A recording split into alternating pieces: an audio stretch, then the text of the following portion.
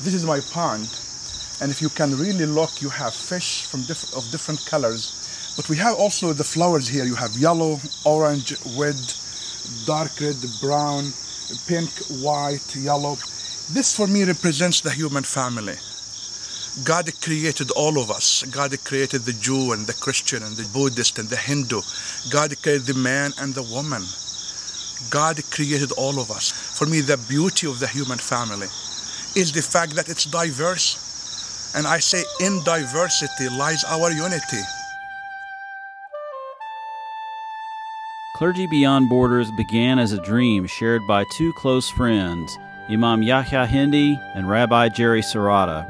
A dream that the borders that separate us might be turned into tables of reconciliation.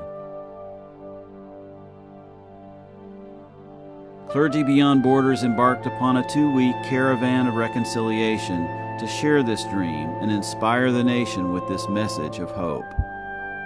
Peace be with you. I want the White House, I want Mecca, I want Rome, I want China to listen to your response. Peace be with you.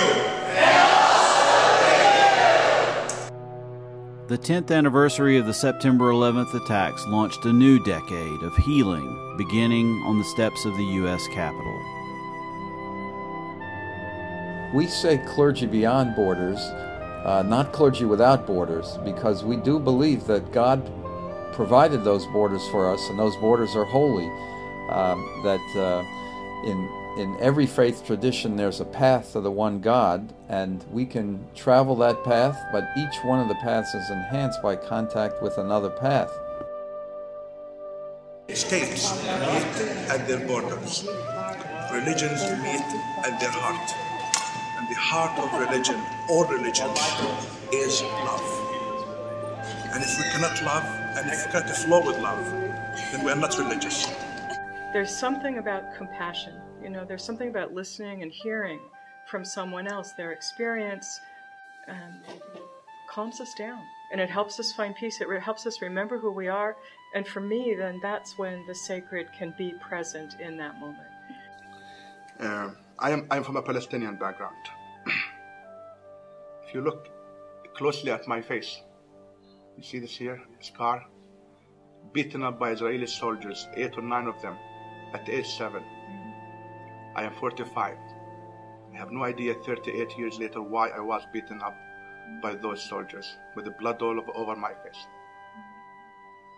This could scar my heart forever. But I chose to use that scar to reach out to my Jewish sisters and brothers, learn Judaism, speak Hebrew, pray in synagogues, and find a way into the hearts of my brothers and sisters who are in the Jewish community to make peace with them. That's the hope I'm talking about. Our experience is that when a clergy person or any individual engages in interfaith dialogue and works together and begins to go across those borders, their own faith is enhanced.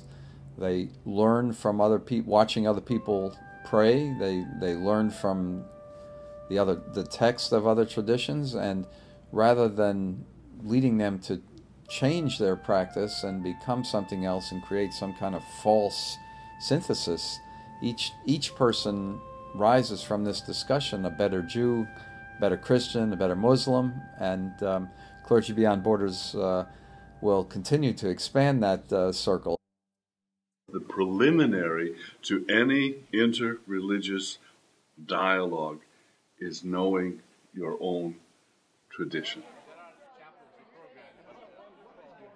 Early this morning, I received an email from a student who was at the university where we spoke in Detroit, and she said, I was there just to observe, was not really interested in religion, was not really interested in God, because I have always thought that God is hateful. She said, thank you for your lecture. You brought me to tears. I had to leave early. I could not tell you this, but I can tell you now, I love God. What this student in Detroit saw in us, the rabbi, the priest, the minister, the imam, talking together about love about God, about inclusivity, a voice obviously she has not heard. It was able to transform her vision, her idea, her dream, and her personality. That is, I love God and God is good. Spirituality. And that is what we have to confront within the Muslim community and the Christian community and the Jewish community. Confront our own perceptions of who we are, confront our own perception of who the other is, and be willing and ready to change. Because we are all in this together. As sisters, as brothers, as men, as women, as fellow citizens. We are together in our attempt to fight extremism. We are together in our attempt to fight fear. We are together in our attempt to advance the voice of women. We are together in our attempt to fight terrorism. We are together in our attempt to fight poverty.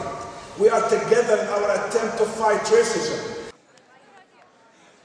The friendship that we have is because we've been open to each other. The first time we met, he sat down next to me, I sat down next to him. He said, I bet you if once we talk, we'll see that we have more in common than you would think. And I said, well, I imagine we have almost everything in common. We're an imam and a rabbi. Why wouldn't we have everything in common? Those are traditions that are passed to God, and what I understand of Islam and Judaism, there are enormous parallels. And at each point along our path, we discover more and more how much we have in common.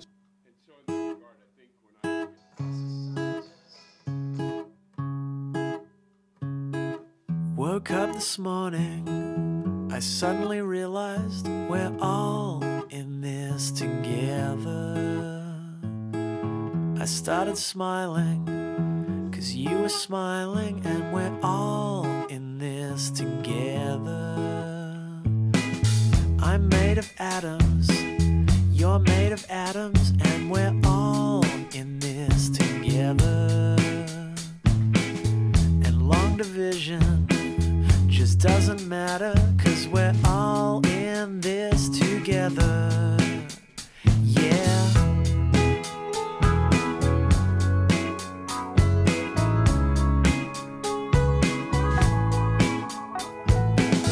I saw you walking in the city, we're all in this together. You know, I love the symbolism that was on on the side of the bus and in the logo that I saw there of the ark. The ark coming through stormy waters, the ark coming through lightning, that ark that holds us together. One ark, one humanity, to be enhanced by the presence of the other. Come on, baby, I don't mean to rush. And three religions come together under one roof at Furman, marking the 9/11 anniversary in the name of peace. It's simply a matter of fact that we are not all the same. 4 clergy members from 3 Abrahamic faiths, Muslim, Judaism, and Christianity, make up Clergy Without Borders. I can give you the message in 4 words: one ark, one humanity. Jerry and Yahya are very good friends of each other, a Muslim leader and a Jewish leader who, by all definitions, shouldn't get along. They shouldn't want to be in the same room, yet they do. They love each other. And I think the demonstration of that is more powerful than any words that can be said. Murfreesboro has gained national attention for the controversy over the Islamic Center. And that's why tonight leaders from different religions are in Middle Tennessee to try to bridge that divide and conquer fear with faith. Channel 4's Nancy Amons has our story. Well, one of the clergy members is an Islamic imam who counseled President Bush in the aftermath of the September 11th tragedy. Now, his message 10 years later, people of various faiths should celebrate their differences, not fight over them. Come on, darling, it's all right to share. Honoring diversity here in the Queen City is not just about breaking down walls of intolerance, but also about building bridges to the future. And this morning, we're keeping it positive with our woman about town, our very own Mary Curtis. Good morning to you. Good morning, Anna. And you actually just went to a seminar workshop last night, and I like the headline on it: One Ark, One Humanity. One Ark, One Humanity. It almost starts out like a story. A priest, an imam, a rabbi, and a minister walk into a hall at UNCC, but it's no joke. It was a group that's a part of an 18-city, tour that's going around, Clergy Beyond Borders. And their focus is from fear to faith, dispelling the stereotypes, particularly at this time where we commemorated and honored the folks who sacrificed so much at 9/11.